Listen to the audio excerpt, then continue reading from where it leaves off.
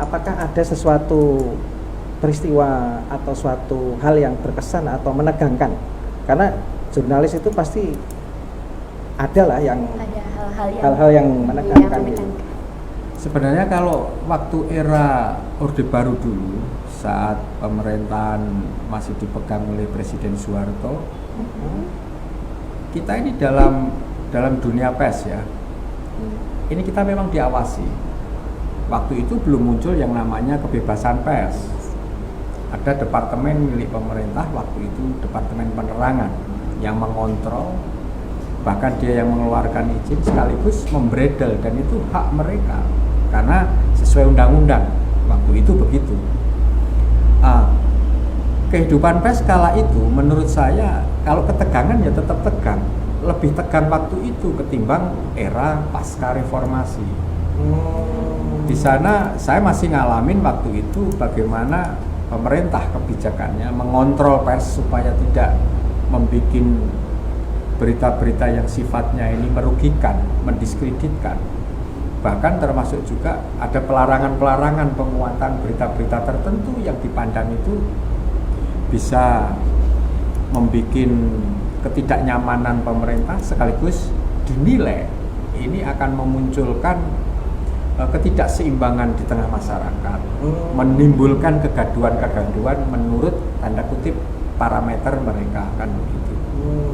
Jadi saya pernah alami juga ketika di newsroom waktu itu, kita ini diawasi oleh petugas-petugas baik dari pemerintah itu, baik di Departemen Penerangan maupun dari unsur aparat keamanan. Saya alami juga di situ ketegangan. Bagi jurnalis ini beda dengan medsos ya. Bagi jurnalis, informasi ini ini sebatas pijakan awal untuk memulai kinerja jurnalisme. Ini pijakan awalnya informasi. Pelaku jurnalistik mendapatkan informasi ini sudah segalanya. Bagi saya begitu ya, segalanya. Karena apa? Untuk memulai kinerja pers, disitulah awalnya. Tanpa informasi awal tidak mungkin terjadi. Ya. Jurnalis yang apa namanya? Pakem ya, yang pakem yang memang ekstrim ya. Itu sekarang kok kalah ya dengan media sosial.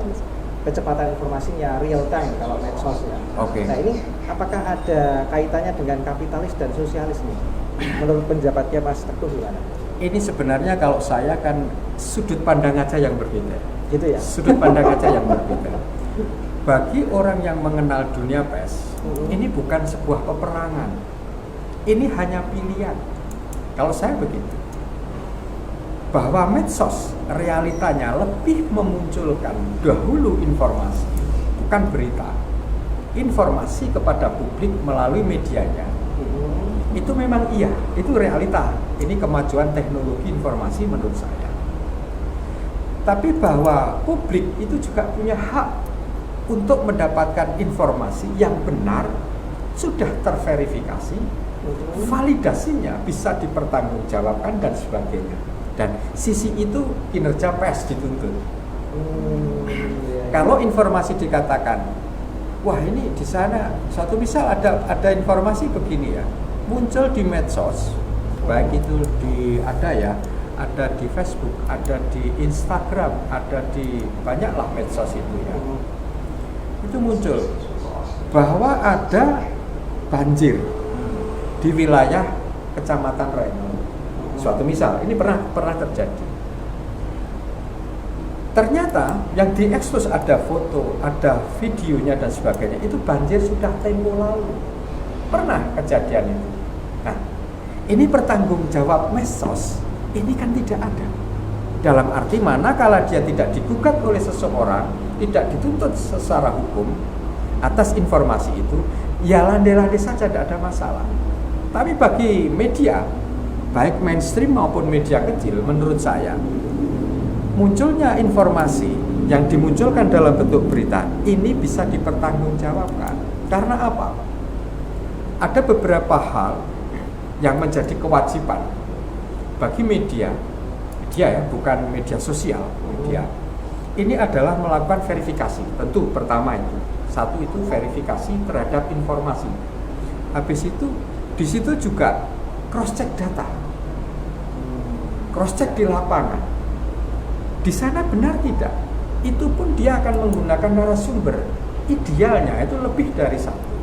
Idealnya ya. Idealnya lebih dari satu narasumber. Karena apa? Narasumber pun ada syaratnya, Mas. Ini yang membedakan antara medsos sama media. Ya. Narasumber adalah kalau bagi media, kami pelaku pers ini diajari. Narasumber pertama adalah orang yang dekat dengan peristiwa. Dia memiliki korelasi yang positif dengan peristiwa tersebut. Artinya apa? Dia tahu persis peristiwa itu. Atau kalau bisa pelaku dari peristiwa. Paling dekat itu. Yang kedua adalah narasumber yang memiliki kompetensi terhadap peristiwa itu.